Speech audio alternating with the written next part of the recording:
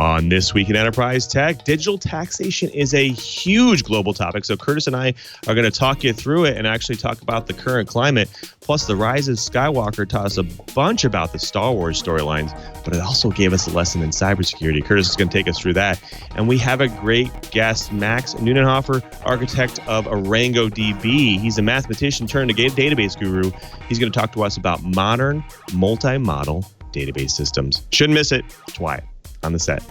This Week in Enterprise Tech is brought to you from LastPass Studios. Securing every access point in your company doesn't have to be a challenge. LastPass unifies access and authentication to make securing your employees simple and secure. Check out lastpass.com/twit to learn more. Podcasts you love. From people you trust. This is Twit. This is Twyatt, This Week in Enterprise Tech, episode 377, recorded January 24th, 2020. Brussels sprout taxation. This episode of This Week in Enterprise Tech is brought to you by Melissa. Bad data happens to good companies. That's why 10,000 businesses count on Melissa for clean, reliable address data. Get started today with 25K records cleaned for free. That's a $75 value at melissa.com/twit. And by ExpressVPN. Protect your online privacy with one click. Yes, it's that easy. For 3 extra months free with a 1-year package, go to expressvpn.com/enterprise. And by ZipRecruiter. Hiring is challenging, but it's now 2020 and hiring can be simple and smart with ZipRecruiter. They help growing businesses connect to qualified candidates. Try it free at ZipRecruiter.com/Twyatt. ZipRecruiter, the smartest way to hire.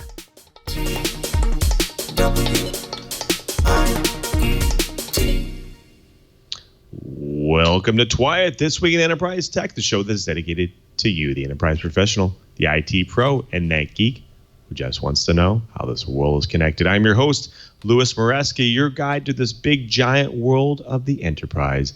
But I definitely can't guide you by myself. I need to bring in a professional, an expert in their field, and our very favorite enterprise and security journalist, Mr. Curtis Franklin, senior editor at Dark Reading. Curtis, thank you so much for being here. Lou, it is great to be here. You know, for a short week, it has been action-packed when it comes to the security world. So it's nice to throttle back into the mainstream of IT technology and relax with just some good, solid tech information here on Twyatt. I agree. But you know what? We do have to give a shout out to the Geek in Paradise, Chibert, and our Queen of Wi-Fi, Heather, because they're a little bit under the weather this week. So we wish them a speedy recovery. But even though it's just the two of us today, we still have an amazing show and a super great guest. You know, digital taxation is a huge global topic. So we're going to go through and get into the talking about what's the current climate here. Plus, the rise of Skywalker taught us a lot about Star Wars and the storylines, but it also gave us a really great lesson in cybersecurity as well. So Curtis is going to take us through that as well. Plus, we have a really great guest, Max Neunhoeffer, architect at Arango DB. He's a mathematician turned database guru, and he's going to talk us through the modern multi-model database system. But first, like we always do, we have to get into this week's news and blips. Now, WhatsApp is a widely used messaging platform across the globe, and it's known as a target for a ton of nefarious activity. Now, you may have heard back in 2018, Jeff Bezos received a message on WhatsApp from an account belonging to Saudi Arabia's crown prince, and since he had communicated before using the app to him, Bezos thought it was actually benign in nature. However, this time the message had a video embedded in it, and the video, a file more than 4.5 megs, was more than it actually appeared. According to forensics analysts that Mr. Bezos commissioned and paid for to discover who had hacked his iPhone X, it was a hidden file in it that was actually a separate bit of code that was most likely implanted a piece of malware that gave the attackers access to Mr. Bezos' entire phone, including his photos and private communications. Now, he has actually been on a singular quest to figure out who penetrated his device as of early 2019, when he said that the National Enquirer's parent company had threatened to release private photos and texts, and the forensic study was part of that effort. Now, those pictures and messages shown he was married at the time, so it was actually somebody that he wasn't married to. Now, an analyst actually did connect that back to the hack itself. Now, the interesting thing here is that the forensic report on his phone was actually the heart of a United Nations statement recently, raising concerns about Prince Mohammed. Now, the analysis actually essentially accused the Saudi Arabian prince of using malware created by a private cybersecurity company to spy on and actually intimidate Jeff Bezos, who's also the owner of Washington Post.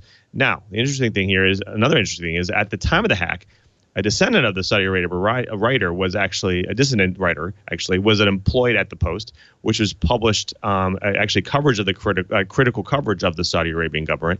Now, he was killed in Saudi Arabia on the consulate in Istanbul in late 2018. Now, many technical mysteries remain about the infiltration of Jeff's phone, including the type of malware used, but the forensic report did detail whether Bezos had opened the file that was sent to him via Crown Prince Mohammed WhatsApp account. Now, the cybersecurity expert said that some malware did not require anyone to click on the file for it to install on the phone. Now, the embassy, the Saudi embassy in Washington has said that the accusations and the kingdom was involved in hacking Mr. Bezos' phone, and it was actually absurd that they thought so. Now, the report's conclusion renew questions about the shadowy world of private hackers for hire.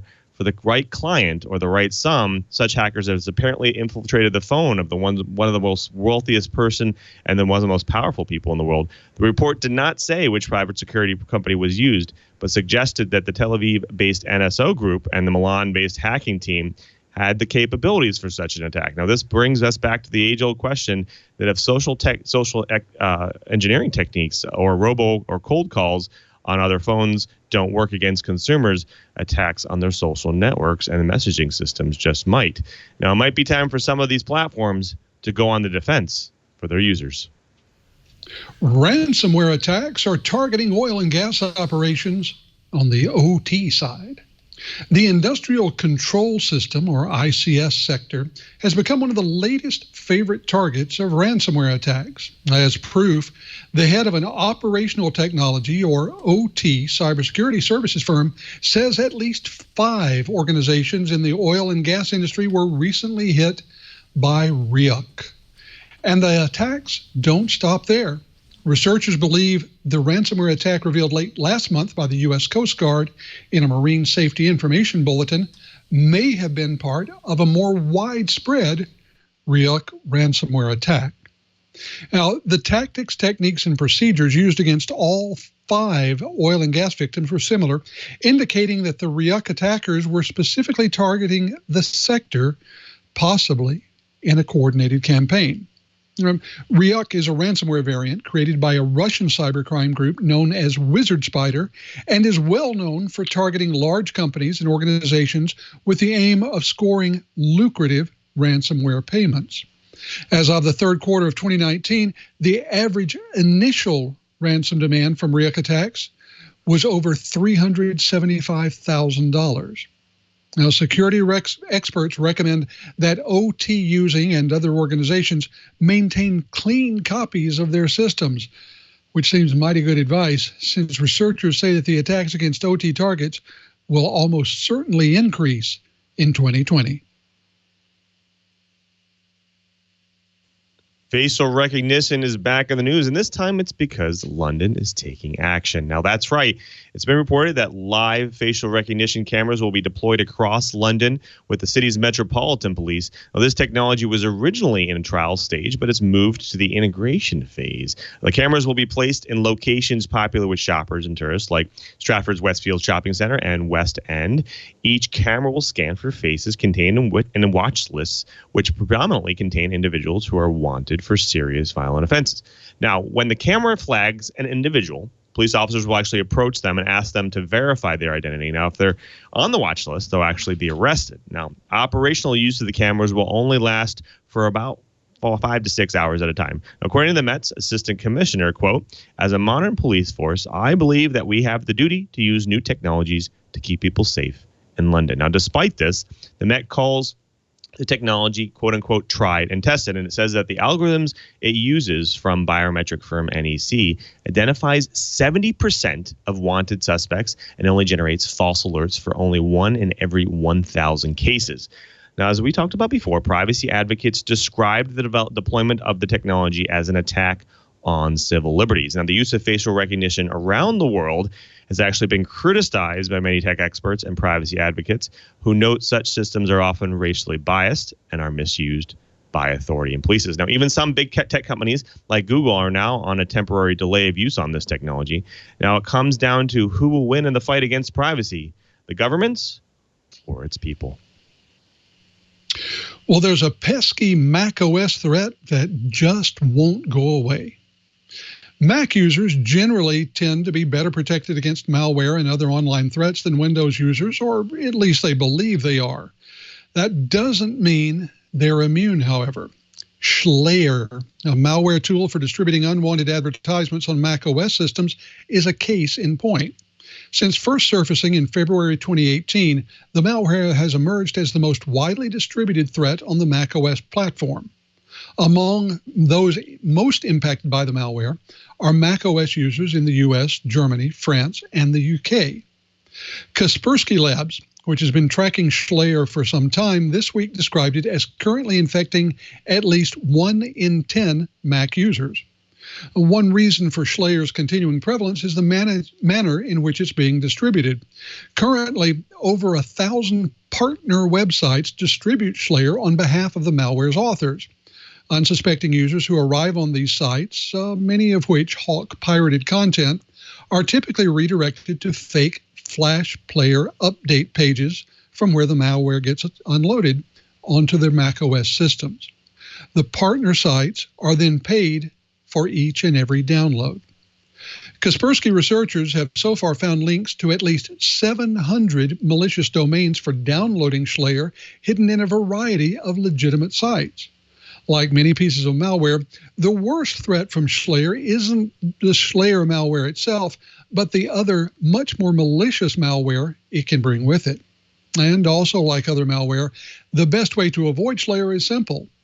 Don't search the web for pirated software. And if you find it, for heaven's sakes, don't click on links to download the purloined code.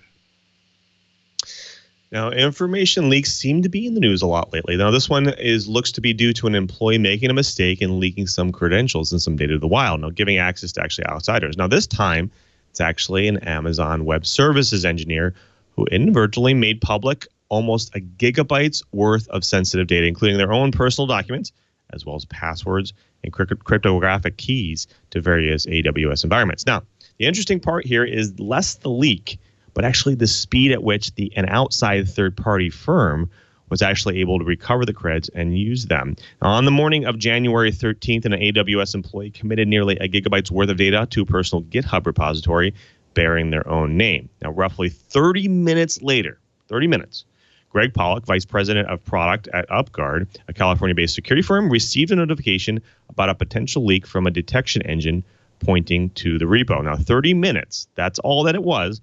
Look, they actually were able to figure out that the code was, through code scanners and crawlers, that it was actually data coming from AWS and that it was actually leaking data. So they contacted AWS over email about the leak. Now, all the files were personal in nature and unrelated to the employee's work, but there was no customer data or company systems actually exposed. Now, however, the credentials that were leaked were actually this person's, and it could have been used by a nefarious actor to actually gain more access to potentially customer data later on. Now, alongside those documents were actually AWS and RSA key pairs, some of which are marked as, quote, mock or test keys.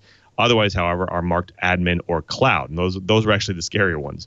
Now, another was actually labeled root key, which suggesting it provides privileged control of a system.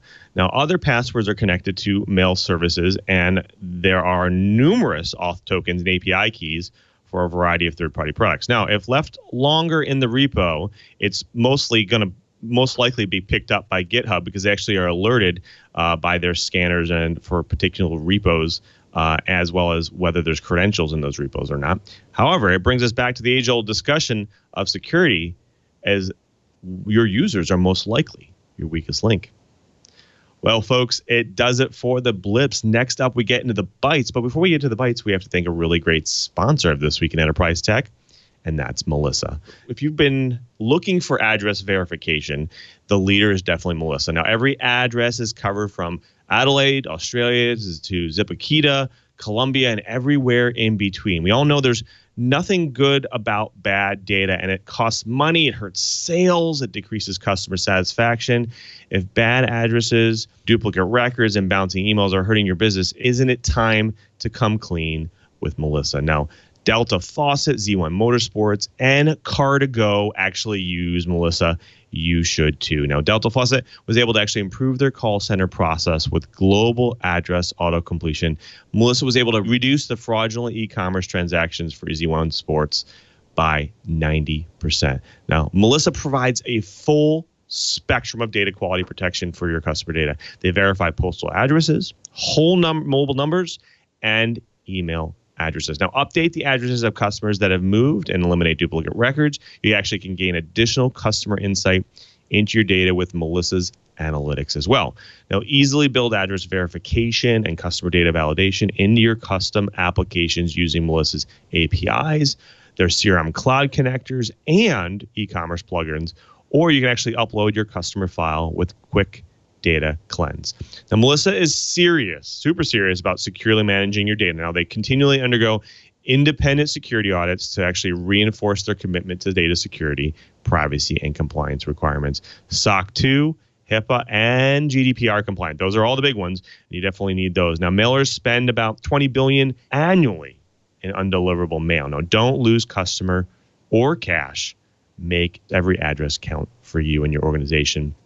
Bad data happens to good companies. That's why 10,000 organizations worldwide trust Melissa to get their customer data clean and accurate. Get started today with 25,000 records cleaned for free. That's $75 value at melissa.com/twit. That is melissa.com/twit, or call 1-800-MELISSA, MELISSA, to find out more. And we thank Melissa for their support of This Week in Enterprise Tech. All right, folks, let's go ahead and jump into this week's Blips now. Bites, that is. Now, recently, there's been nearly nonstop information and news about various fronts of dispute over taxation of digital businesses. Now, the players of these discussions have been the U.S., France, UK, although the EU, and the OECD. Now, just for info, the OECD is the Organization for Economic Cooperation and Development, made up of 36 member countries here. Now, to better understand what's going on, let's walk through some of the more recent events around the globe. Now, let's kind of go back just a little bit to 2018 in the EU. Now, the European Commission advanced a proposal to tax the revenues of large digital companies at a rate of 33%. Now, the tax targeted businesses with both total annual worldwide revenue of £750 million, or actually $827 million, as well as total EU revenues of about $55 million. Now, the tax would apply to revenues for digital advertising, online marketplaces, and sales of user data. Now, it seems that the tax was inherently distortive and violates a bunch of standard principles of tax policy. So, unfortunately, back around early 2019, the tax was put in a drawer, although it could be picked up later from some of the ongoing negotiations of the OECD. Now, let's talk about France. Now, the French government was actually a strong proponent of that EU digital tax. And when the policy was not adopted, the French actually decided to come back and get their own policy. Now, in 2019, they adopted that policy in the summer. It actually was retroactive back to the January timeframe. Now, similar to the EU proposal, that rate was also 3%, and it applies to all online marketplaces and online advertising services. Now, when the tax was adopted, the French government said that the tax would be a temporary measure until there was an agreement on international digital taxation, OECD. Now, the United States. Now, the United States is actually obviously home to many large digital firms that are actually being impacted by digital service taxes. And the government was actually had a keen interest in ensuring that those companies do not face discriminatory taxes. Now, following France's adoption of the digital tax service taxes, the United States Trade Representative opened an investigation into whether the French policy was discriminatory on U.S.-based businesses. Now, just recently in December, the recent administration proposed a retaliatory tariff based on the findings of that investigation. Now, the administration really also threatened tariffs against other countries that have been working to adopt this digital services tax. Now, UK is very similar. They also put in a digital service tax of 2% back in 2018. But in fact, they had already legislated to force that ahead in 2020. The tax was slightly different design than the EU with respect to the separation of both calculation of low margin business. Now, let's bring us to the OECD. Now, they've actually been working for the last decade to negotiate changes that will actually limit tax planning opportunities for businesses. And the process resulted in a multitude of tax policy changes that have been actually had a bunch of economic impacts and around the world, actually, including the U.S. Now, let's fast forward to right now. The U.S. set out to have two positions that created a decent amount of concern. First, it was actually mentioned previously that they proposed a significant tariff against France for their digital service service taxes, as well as threatened the same tool against other countries with a similar policy. And the French responded on both accounts by saying they would not back down on their digital service tax, and the OECD proposal could not be optional. Now, the two governments agreed to take up the conversations in Davos, Switzerland. Now, recently, they both got together, and guess what? They seem to have come to an agreement. Now, the question of that agreement, we don't know yet, but we will see if that will help with things here. Now, Curtis, there's a lot of tax talk and there's a lot of things going around the world. What do you think is really going on here? Is this really all about taxing businesses, or is this just trying to regulate the businesses that work in their countries? I think there's a bit of both, because on the one hand, countries around the world have been struggling with how you tax a business that doesn't really depend on a physical location, or in the words of tax language, a physical nexus of business. If you'll recall, just a few years ago, here in the U.S., online internet retailers were only taxed in states where they had a physical location, which meant for many companies that they were essentially able to sell without sales tax in 49 of the 50 states. That has changed. We now have a nationwide tax policy that says that they must collect sales tax everywhere. And despite claims that it was going to mean gloom and doom, especially for those cherished smaller retailers, everyone's pretty well adapted.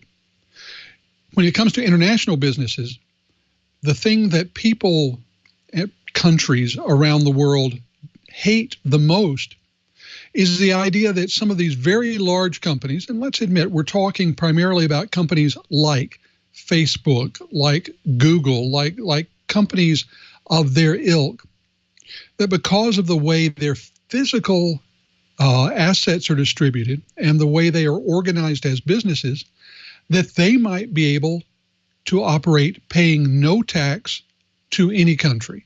And that just seems wrong to the various taxing bodies around the world. So I think part of this is trying to figure out how to fairly tax the operations of truly global businesses that operate online. And part of it is, in fact, the ability to say, yes, even though you may have a physical headquarters in another country, you operate in our country, you have customers in our country, and therefore we are going to claim the right to have some jurisdiction over what you do. There are a bunch of layers going on here, and that's before you even get to the international politics. So I don't suspect that these negotiations are going to be short or easy, and I'm looking, frankly, for tariffs of various sorts to be thrown around before we finally reach an agreement. A discussion going on in the chat room right now. They're saying, hey, even in Canada, I think PC Guy is saying, hey, even in Canada, content creators want to tax Netflix, which is interesting. And he said even that you can buy things from Amazon and Newegg, but you're actually paying 2 times the sales taxes there. So it seems like things are going on, even globally right now on especially specific retailers and online retailers. So that's the interesting part here. Some countries, some states in those countries or territories are taxing in their own particular way, and consumers are still using it. The consumers are still going for it, but they're obviously having to deal with this double tax or increased tax. Now the interesting thing is the last thing that you said, which is the tariff side. And again, another discussion in the chat room here is, hey, PC Guy says, hey, does tariffs really work here? And I want to throw that to you, Curtis, because it sounds like it really just pisses the countries off, and then they just want to change the either the incoming products and services into that country, or they want to retaliate against the country that's trying to enforce those tariffs. What do you think is going on here? Why do you think that they think that that's actually a defense mechanism? Well, I think it varies from time to time and place to place. At the moment, we have an administration that believes heavily in tariffs as a tool of economic diplomacy. And so we have seen tariffs used more broadly in the last 3 or 4 years than we have seen in the last couple of decades. The thing that people have to remember is that tariffs are paid on the receiving end. So, for example, if there are tariffs placed on Brussels sprouts coming from France, the French farmers don't pay those tariffs. American consumers pay additionally for the tariffs. And the impact is that because the Brussels sprouts are more expensive, they would tend to buy fewer of them, and ideally, in the minds of those levying the tariffs, buy American Brussels sprouts instead. So then the French Brussels sprouts farmers would put pressure on the French government to solve the problem and have the tariffs released. That's the theory. Do they work? It depends on which economist you listen to. They tend to be blunt instruments rather than scalpels. And I think especially when it comes to things like digital services and electronic services, what we will likely see are tariffs being levied on surrogate products, so that rather than having tariffs placed directly on digital services in retaliation for lack of negotiation progress, you would see tariffs on things like Brussels sprouts. Those I'm not a big fan of, but hey, I'm not a famous international economist, so what do I know? Well, I hope I really do like Brussels sprouts, but I think my kids would love taxes on them. But let's put that one to bed, because I think the next story here that we have for the Bites is actually a fun one, and it's a more informative one around cybersecurity. Because when I saw the rise of Skywalker, I'll tell you one thing: I learned a lot about the Star Wars canon and all of the storylines that go along with it. But I guess there was also a lesson in cybersecurity there too as well. I'm going to throw it to you, Curt. What's going on here? Well, as we all know, the various films in the Star Wars franchise have had many lessons on many levels to teach us.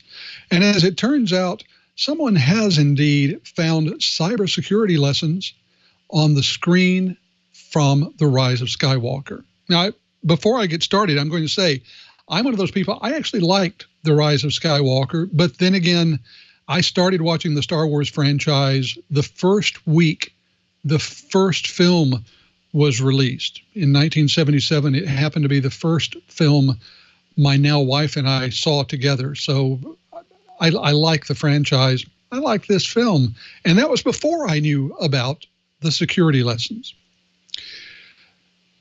It's clear in this film that the Empire has unlimited funding, just like most cybersecurity experts. And the rebels, because of that, perhaps managed to sneak in and out of Imperial facilities in every film with light-speed effortlessness. Now, the Empire clearly has the best security in the galaxy, and yet they're unable to keep a 7'6" Wookiee and his rowdy cohorts from grabbing whatever assets they'd like time after time after time. It's really no surprising that Darth Vader had anger management issues. Now, each Star Wars film has been influenced by the time and events during which it was developed, and the cybersecurity lessons learned in Star Wars, The Rise of Skywalker, are especially relevant to issues we face today with things like biometrics, secure data management, and human error with passwords. Now let's get started. First lesson is betrayal from the inside. Very early in this film, we learn that the First Order has a spy in its midst, supplying the rebellion with valuable information. We find out ultimately, and spoiler alert, if you haven't seen it and don't want to know about it, hit the mute button now. We find out that General Hux, who is a top member of the First Order's leadership, who bypasses the lockdown procedures and allows the heroes to make their escape, sounds like a lot of C-level executives I've dealt with. Because security protocols are only as good as the individuals who run them. And even the most hardened security can crumble when the bad actor comes from the inside. Something that IBM found that happens in 6 out of 10 security attacks. And of those, 25% were carried out by inadvertent actors. In other words, never ascribe to malice what can logically be ascribed to clumsiness and just plain lack of thinking. Something else that we dealt with was biometrics, which turned out to be a two-sided First Order coin. How did our heroes manage to sneak aboard the First Order ship?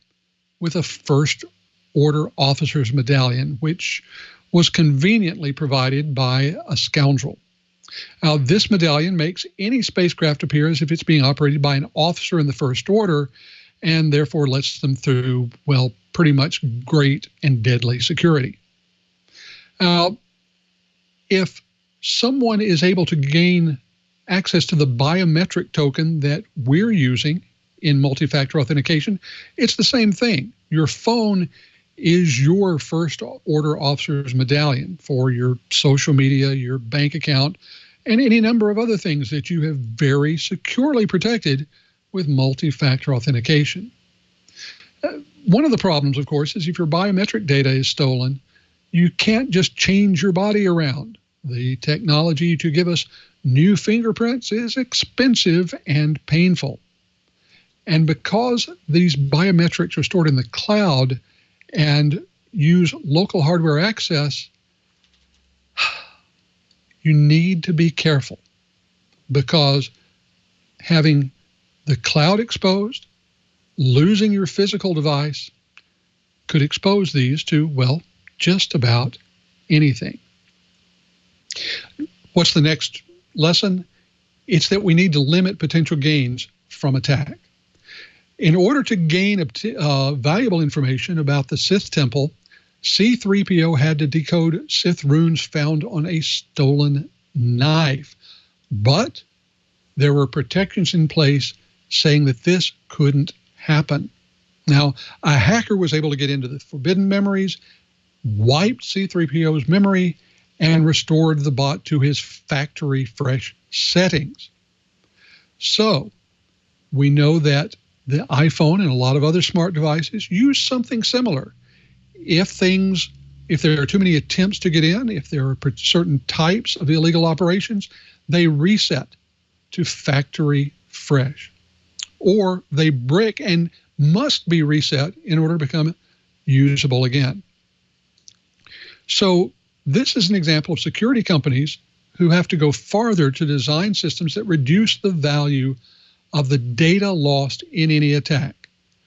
Using a unique password for every account, for example, would mean that if a hacker gets access to one of your accounts, they have access to one of your accounts, not all of your accounts. Limit the payoff, and it means that you become less the low-hanging fruit. And finally, winning the rebellion, keeping the bad guys at bay, is never a one-and-done operation. When new security is implemented, bad actors will consistently and inevitably contrive new ways to counteract it. But the rebellion, that's you, the good guys, never gives up. Make sure there are no spies in your midst. Don't rely on cloud-based biometrics, and reduce the potential payoff from an attack. Star Wars has always shown us the consequences of even the smallest breach.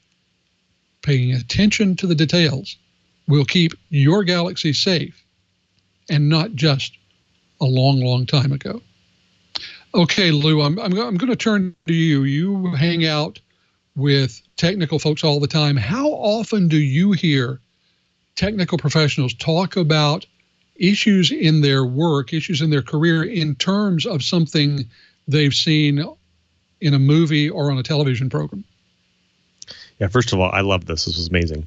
But second, I do, people relate to this all the time. I mean, you talk about even some of the latest movies that are out there, a lot of the social engineering techniques to get into networks, to get into machines, to kind of first breach is, definitely something that people relate to a lot because a lot of these writers figure out, hey, what are the latest ways people are actually breaching and that work really well, which are really hard to block. And so a lot of times people do relate this type of stuff.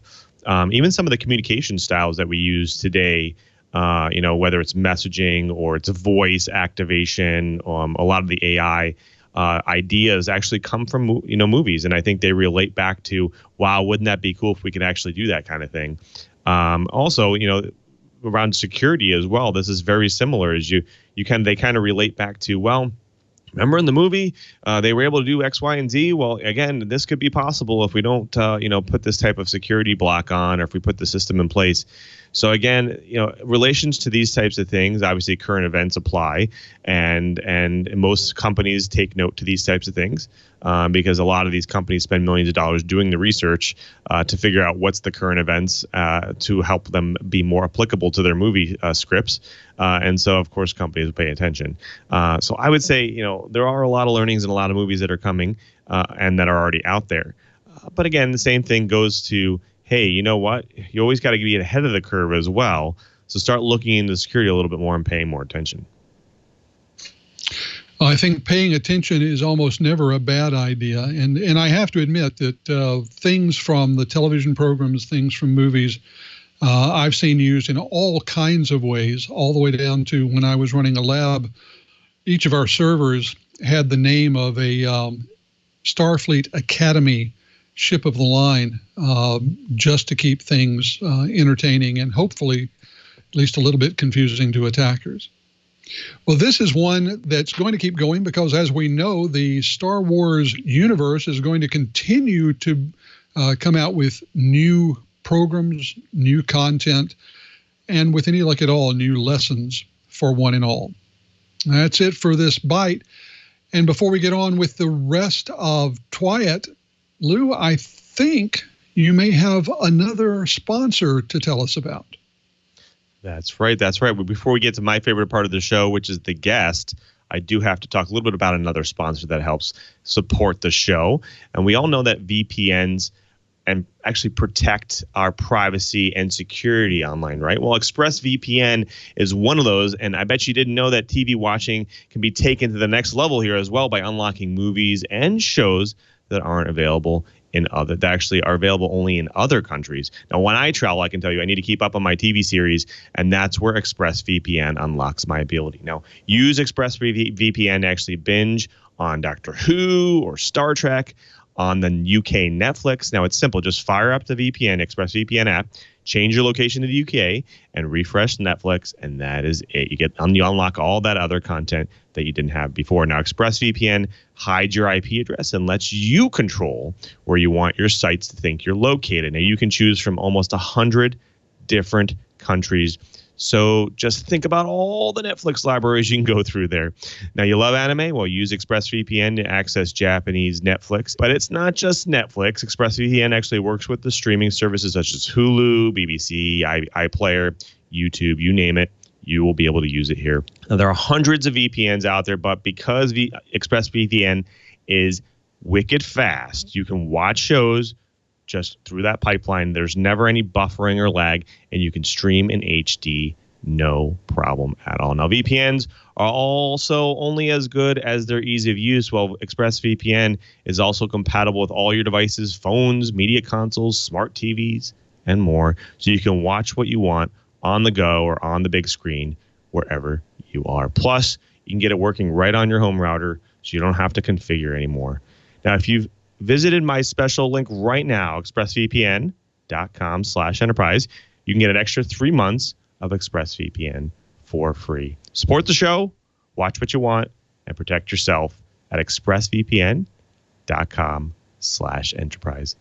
We thank ExpressVPN for their support of This Week in Enterprise Tech. Well, folks, it's my favorite part of the show. We actually get to bring a guest to drop some knowledge on the Twilight Rye. And today we have Max Neunhoeffer, architect at ArangoDB. Max, welcome to the show. Thanks for having me here. It will be a lot of fun to talk to you. And let's get started. Fantastic. Now, well, before we begin, our audience is always super interested audience wants to know about your origin stories. They love to hear them. And so maybe you can take us through your journey through tech and how you actually ended up at ArangoDB. Well, I started as a theoretical mathematician, but I was always messing with software and data in maths. And at some stage, I just wanted to go back to my home country, Germany, because I was in Scotland, and called a friend and got a job at ArangoDB. And that was actually what brought me into databases. But now I enjoy the difficulty messing with transactions and distributed systems and all these problems. And that is my story to get into databases. Fantastic. Now, first, I do want to say that I actually went through the topic a couple of years ago at the DevRocks Computer Science about computer science of distributed data stores. And I'll tell you one thing, it was super interesting. It was informative. I actually encourage our audience to take a look at that because it was really a great talk. But have you done any recent talks about that the audience can actually check out? I think if you go to the ArangoDB webpage, you find links to some of my talks. So for example, I gave a talk at multiple conferences about the computer science behind distributed databases. And that's fun because it's difficult. And in general, I like to look at difficult problems and try to solve them. And so my favorite topics here are to explain why distributed systems are fiendishly complicated and difficult to get right, and because of so many bad things that can happen. Right. Well, let's go ahead and jump into the topic because a lot of our audience is aware of relational databases, non-relational and non-schematic like NoSQL databases, and they've heard of docs and graphs before. But the interesting thing is there's a very interesting thing coming out about multi-model systems. Like there's companies like Bit9, Couchbase, StarCounter, and now ArangoDB that are doing this new kind of multi-model type system. Can you maybe take us through the advantages of such a system and the current climate around it? Yes, certainly. So if you look at data in the wild, it's not all tables. And if you look at what happened maybe 15 years ago, then everybody would massage the data until it would fit into a relational database. And don't get me wrong, relational databases are fantastic products and work really, really well, but they are just not adapted to the format and the shape of the data which is actually out there. So people maybe 10 years ago have started to use different data stores in their projects to adapt the technology they are using for the data to the shape and the format of the data they have. Like, for example, graph databases or document databases without a fixed schema. And more recently, it came out that if you have a project and you need multiple different data models in this project, then it becomes a burden to have to deploy 3 or 4 different database systems just for the same project. And that is where the idea of multimodal databases, which can handle multiple data models simultaneously, and indeed, for example, like in the ArangoDB case, the native multimodal brand, which is able to even mix different data models in a single query. So it's not actually multiple engines put into one box. It's an engine which, out of the box with a common query language, supports multiple data models, like, for example, documents, graphs, key value tables, and so on.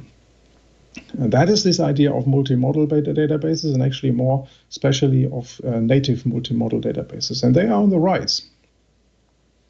Now, this is interesting because this allows you to essentially query in to multiple data sources, like you were saying, into a graph, into a document store, and be able to pull out data that's potentially related in some way. But you said that you need to use a query language to do that. Now, is there a special, in the case of ArangoDB, you went to a little bit of what makes it unique, but there's also a unique query language that goes along with it, right? Yes, when we started with ArangoDB in 2012-13, we thought about what query language would you give such a multimodal database. And the very first idea obviously must be you would extend SQL. But if you look at it, SQL is very good with tables, but it's very, very difficult to express something like a graph traversal or search in a graph properly. And so therefore, after a bit of thought, we went the other way and said, let's invent a new query language, which is similar to Spirit as SQL, because you describe declaratively what you want, and in a language which is suitable to express JSON, documents, graphs, key values, joins. And then the query optimizer goes away, analyzes your query, and makes a plan how to deliver the data to you as best as possible. So that's the same spirit as in SQL, but the language, the syntax, and the look and feel, if you work with it, is adapted to actually do multiple data models simultaneously. Now, just to kind of put a halt there real quick. Now, a lot of people might be saying, our audience might be saying, you know what? That sounds very familiar to GraphQL, because you can basically create a declarative model that you want to go and get. You hand it off to the server goes and creates the plan and pulls it down, puts all the pieces of the data together and brings it and sends it back down of the same schema that you asked for it back up. Now, how is it different from the AQL that you're talking about? Well, yeah, GraphQL allows you to don't have a fixed API, but make the API dynamically adapted to what you actually want. But it's not particularly well suited to cover different data models. For example, yes, of course, you can express whatever queries you want and then implement them in a custom way on the server. But if the server isn't actually prepared to do a graph traversal and do it efficiently, then this cannot work either. So the difference for AQL is that you can do things like look at a collection of documents, use some secondary index to home in on something maybe sorted by name, and then do a join operation for each of these documents. And then finally, use from each of the documents you join a graph traversal to look for something in a graph, all in the same data store. And this is not something GraphQL can actually do. And so therefore, AQL is, I would say, more adapted to bind these different data models we support together. So they almost work symbiotically. You're saying that obviously this could be your back end, but also kind of the intermediary between a GraphQL query. But then it also adds additional functionality to it. Now, we're hearing a lot of companies like Splunk and other companies also coming up with their own query languages to help you kind of look through unstructured, structured data. When you talk about ArangoDB, can it handle unstructured data as well, where you be able to index unstructured data and actually query through it, and so be able to bind that or relate it to structured documents, even graph data? Yes. ArangoDB is a document store, and it is a graph database, and it's a key value store. And by now, it's even also a search engine, because we have built a new feature which is Arango Search. And it's not 3 different or 4 different engines plugged into one process. No, what we did is we store the graphs in a way such that they are actually JSON documents. And the fact that we can handle graph traversals very efficiently is that because we have built into the query language ways to express graph traversals, or express questions you have about graph traversals, and then a graph traversal engine on top of the documents. So we are in a unique position to actually store unstructured documents, index them in secondary index, and at the same time treat these documents as the vertices or even as the edges of a graph. And that is this combination of the different data models in the same engine, accessible through the same intuitive query language. That is the strength of multimodal. Fantastic. Well, when we come back, we do want to get more into this, and actually I want to bring Curtis back in because he has some questions about SAP comparison and the HANA database. But before we get to that, we do have to thank another great sponsor of This Week in Enterprise Tech, and that's ZipRecruiter. Now, it's a new year, and you want to keep growing your team, but you need the right tools to help keep your hiring streamlined and efficient, and that's where ZipRecruiter comes in. Now, ZipRecruiter saves and sends your jobs to over 100 of the web's leading job boards, but they don't stop there. With their powerful matching technology, ZipRecruiter scans thousands of resumes to find people with the right experience and actually invite them to apply to your job. Now, as applications come in, ZipRecruiter analyzes each one and spots those top candidates so you never miss a great match. Now, you know it's not easy to hire the right employees for the right job to fill. For me, for one position, I actually can spend 100 hours looking through resumes and posts and applications on job boards. I need a tool that's effective and time-saving, and that's ZipRecruiter. Now, in fact, I found that ZipRecruiter finds candidates from places that I've not actually recruited before, and because they weren't visible to me before, now I actually have great candidates that I would never been able to find. Now, ZipRecruiter is so effective that 4 out of 5 employers who post on ZipRecruiters get a quality candidate through the site within the first day. That's right, just one day. And right now, listeners can try ZipRecruiter for free at ZipRecruiter.com/Twyet. That's ZipRecruiter.com/Twyet. That's ZipRecruiter.com/Twyet. ZipRecruiter, the smartest way to hire. And we thank ZipRecruiter for their support of This Week in Enterprise Tech. Well, folks, we've been talking with Max Neunhoeffer, architect at ArangoDB, about multi-model databases. But, I want to bring my co-host back in. Curtis has been in the enterprise for a long time. He's talked to a lot of companies about databases, and he's familiar with a lot of those databases out there. Curtis, this sounds very familiar, right? In terms of the functionality, I'm hearing echoes of some things I've been hearing a while. And so I do want to ask whether some of the aspects of your architecture came out of some of the academic research around things like the HiRise database of over a decade ago, or is your basis on something entirely separate than that? I think the experience was more from the precursor company of our founders, who had a consulting business with respect to databases. And they essentially saw from a more practical aspect what kind of databases and what kind of specialized data stores they deployed over the years. And ArangoDB is essentially the thing.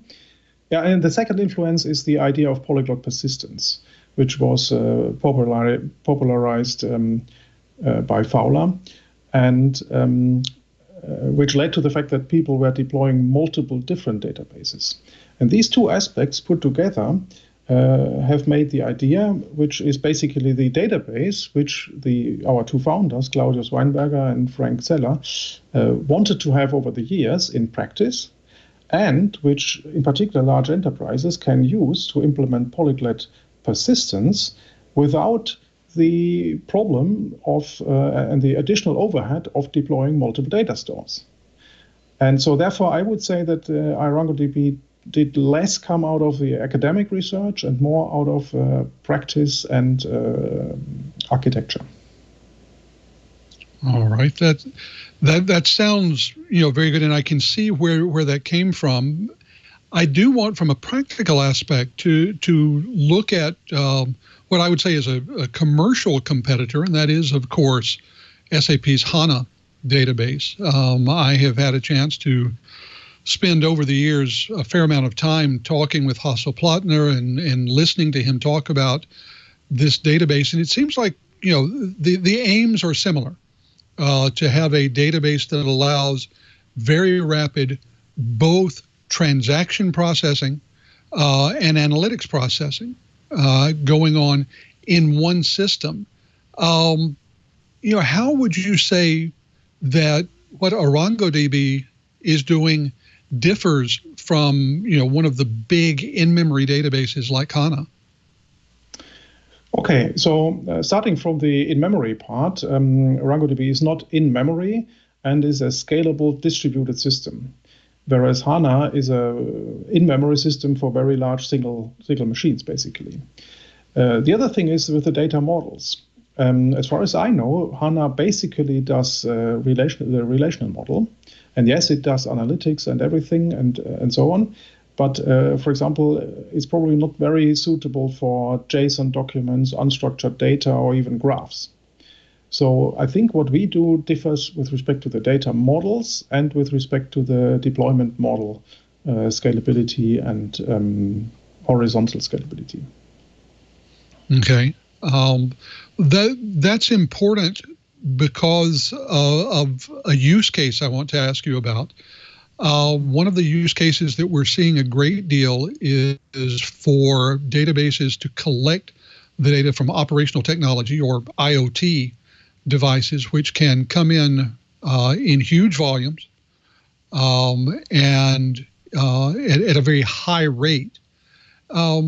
With your graph orientation, your graph architecture, how well does your platform work for something like that, where you might be ingesting data from a large fleet of deployed sensors and operational technology for the purpose of both control and analysis? Yeah. So with respect to data ingestion, ArangoDB scales very well as long as we do the data ingestion. But I must be honest with you, storing very, very large graphs in a distributed way is of course possible, but then running graph traversals on it is a huge challenge. And this is where we come back to academic research. So this is an open research problem of how to pull this off efficiently. And let me explain why. In a graph traversal, you basically run around in a graph and just look for neighbors and look around the vicinity of the place where you currently are. Now, imagine you distribute your graph in a rather naive way across multiple machines. Then suddenly you find yourself doing a lot of network hops between your machines. And if you compare that a single lookup in RAM on a single machine takes basically nanoseconds, but a network hop to a different machine, even if it's fast gigabit Ethernet, will take microseconds and maybe hundreds of microseconds. You can easily lose a factor of 1,000 in a graph traversal if the graph is distributed. So therefore, I think ArangoDB is absolutely suitable for ingesting IoT data, but usually IoT data would not come in the form of a graph. So you can store your IoT data in ArangoDB, and you can index it, and you can do scalable queries with it, and so on. And at the same time, in the same project, you can have a smaller database in the same cluster, which is located on just a single machine, and you can run efficient graph traversals there. Or you can use our smart graph feature and even run in very large graphs, provided you can somehow do the sharding of the graph in a diligent fashion, such that most connections are local on the same machine. Fantastic. So I have to admit, go ahead, Lou. I'm sorry. I was just going to close up and say that I started doing database work back in the days of ISAM and VSAM on IBM mainframes, and I know that now I have to go back and do some significant research on graph-oriented databases. It sounds like a lot of potential functionality in ways that are difficult for the standard row and column-oriented relational databases. Yes, that's absolutely right. If you take examples like enterprises who want to form an enterprise knowledge graph, basically ingesting all their relevant business data in whatever form they have into the same system, and then do ad hoc complex queries. which don't mind which data model the data is in. That is just not possible with a single model database. But in a multi-model database, you can, in a very natural way, input the data and then do your complex queries with it. And Max, recently, I do want to get into some of the recent things that ArangoDB has come out with, because there has been some increase in performance and a lot of new features that they've come out with. Can you maybe take us through some of those, and how can customers take advantage of them? Yes, one of the recent things which I find absolutely exciting is our managed service. So we now offer ArangoDB basically by doing a few clicks, and we run it for you. And the latest version, 3.6, has one very interesting feature, because quite often you want to have, for some part of the data, transactional features, and for other parts you care more about scalability. And distributed transactions are a difficult topic, and quite often not as efficient as you want. And our so-called one-shot feature makes it possible that you can have a piece of your data, so that is one ArangoDB database in your cluster, to be concentrated on one server, and as an aside, you get higher performance and transactional behavior. And in the same cluster, you can have other pieces of your data which scale out, don't have so many transactional guarantees, basically just on the document level. And but you can run this in the same cluster, and you enjoy the same reliability and fault tolerance for both versions. And so that essentially is additional value to this multi-model thing, because now you can even choose the level of transactionality differently in the same store. And that is what I find very exciting. Now, you actually alluded to a little bit before that Arango has now Arango Search, which is a full-text search engine. What other kind of capabilities have you lit up or lightened up there? Yeah, here the idea is, again, to take the multi-model idea one step further. In a project where you store your data in some data store, you probably also want to search it. What would you do then? You would probably on a regular basis export the data from your primary data store and import it in something like Elasticsearch and do your searches there. But then, of course, every search you do would be outdated for 24 hours or something like that. Now, we want to offer the possibility that you keep your primary data store in ArangoDB in whatever data format you want. And additionally, in the same engine, you can run searches on it. And that is what Arango Search does for you. It's a kind of Elasticsearch implemented in C++, and indexes the data as it stands in the database, but with the facilities of a search engine. Fantastic. Well, Max, unfortunately, we're running a little bit low on time, but I did want to give you a chance to, the opportunity to maybe tell the folks at home where they can go to learn more about ArangoDB and how they can actually get started.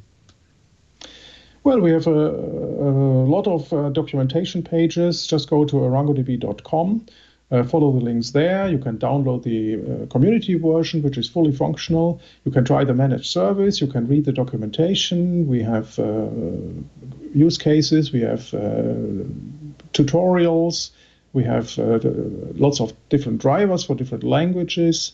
We have cases where we describe how other people use ArangoDB. We have logos of customers we have. And there's a lot to discover on this page. We have a blog with interesting content which might be useful. And we have a very active community. There's a community Slack channel and Google mailing list. And it's probably easy to get started. And it's easy to get help if you get stuck, both commercially and private. Well, folks, you've done it again. You sat through another hour of the best dang enterprise podcast in the universe, according to 9 out of 10 unstructured indexes of enterprise tech news. But I want to thank everyone who makes this show possible, especially to my co-host for today, our very own Mr. Curtis Franklin. Curtis, people love reading your stuff. Where can they go and find all of your work and what you're up to? Well, Lou, as always, they can find my writing on dark reading and especially the edge of dark reading. I've actually got a brand new piece up today on 7 keys for making sure that you have better IoT security in 2020. I'd love it if people went over and let me know what they think about what it takes to have better IoT security this year. For all of my writing, for all my goings on, you can follow me on Twitter at KG4GWA or on Instagram at Curt.Franklin. Thank you, Curt. Well, also, we have to thank you as well. You are the person who drops in each and every week to watch and listen to our show to get your enterprise goodness. We want to make it easy for you to watch and listen to the show. So go to our show page right now, twit.tv/Twiet. There you'll find all the amazing back episodes, the show notes, the co-host information, the guest information, and the links to our show, to the stories we do during the show. But more importantly, next to those videos there, you'll get those helpful download or subscribe links. Support the show by getting your audio version or your video version or your H2 video version of your choice. Listen on any one of your devices as well as any one of your favorite podcasting applications. It's really the best way to stay on top of your enterprise and IT news. So go ahead and subscribe. Now, after you subscribe, you want to impress your friends and family and your coworkers, go ahead and share it with Twiet with them as well. Remember, we love doing this show, and that's how we do it, by sharing it with other people. Now, if you've already subscribed, and if you're available during the day at 1:30 p.m. Pacific on Fridays, we do this show live at live.twit.tv. Come see how the show is run. Come see all the behind the scenes. Also, we have a really great chat room. So if you're going to watch the show live, go to our chat room as well, irc.twit.tv. We have some great characters in that room. We love the chat room. We had some pretty great discussions. We got some really good questions there today, and we actually provide more content just from the chat room and the characters in there. So go ahead and jump in there as well. Now, if you can't be live and you want to be part of the conversation still, you should check out our amazing community. It's a 24/7 discussion in our new community at twit.community. All the hosts are out there. The Twit Army is out there. The Twiet Riot's out there. We have we talk about show content, guests, hosts, or just discussions about normal everyday tech. Come and join the community at twit.community. Also, it's the Twit's annual survey time, audience survey, and we want to hear from you, directly from you. Visit twit.to/survey20 and let us know what you think. There's no sign-up form, and we actually don't track anything. Your feedback helps us make Twit even better.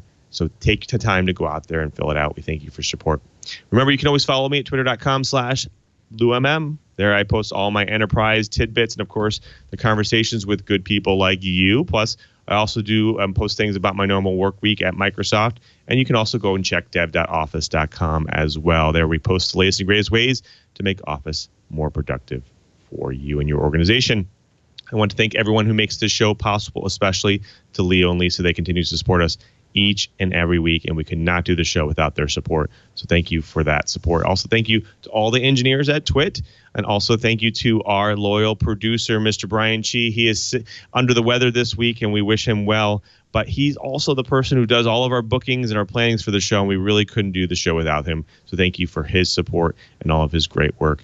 And before we sign out, we have to thank our TD for today, Jeff, you know what? We have that tradition. We need to know, what was the topic of the main topic or main theme of today's show? Lots of threats and leaks. I guess you could say almost that's probably the theme of every one of our shows. But thank you, sir. That was very, very, very close. I would say it would be make sure you know where you're saving your data. But I would say you're very, very close. So good job. Thank you. But you know what? Until next time, I'm Louis Maresca. Just reminding you, if you want to know what's going on in the enterprise, just keep quiet.